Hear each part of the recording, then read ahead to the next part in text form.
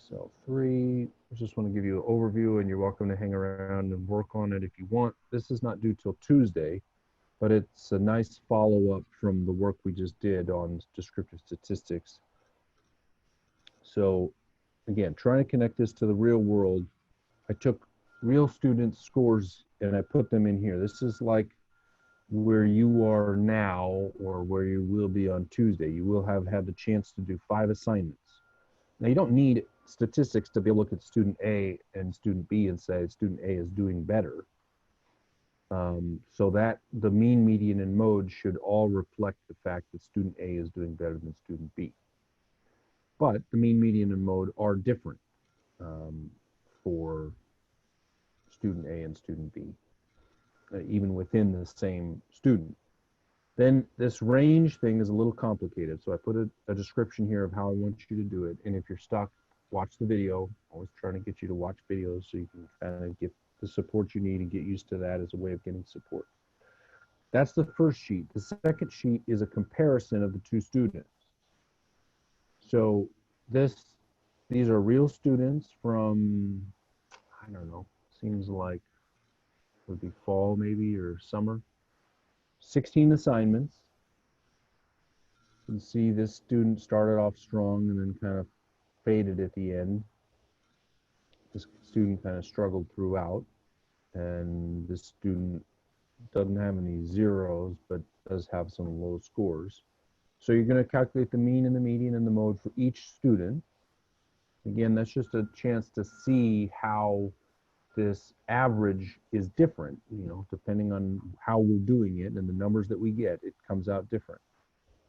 This cell with the percentages tends to cause a lot of confusion. So let me just say, I'll do the first one here, equals average.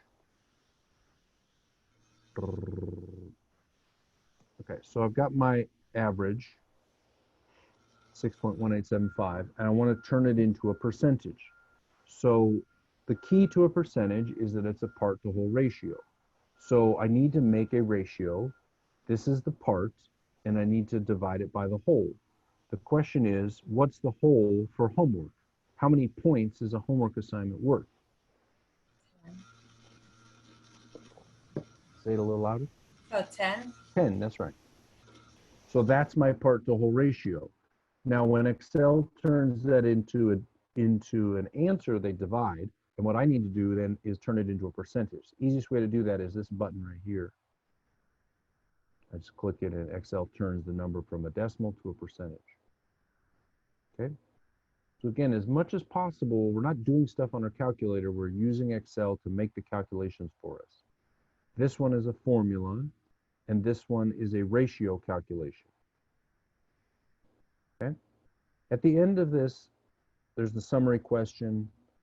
And the summary question is really intended to get you reflecting on the value of homework. And by value of homework, I don't mean the theoretical value, which is if you learn something in class, then you should go and practice it independently, and that's what homework is about.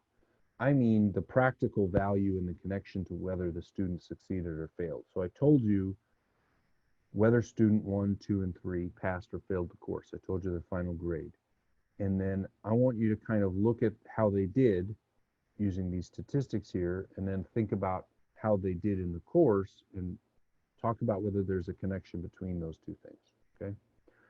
Because homework is valuable theoretically, but I really want you to also understand how important it is in terms of being successful in the course. Okay, any big questions about Excel 3?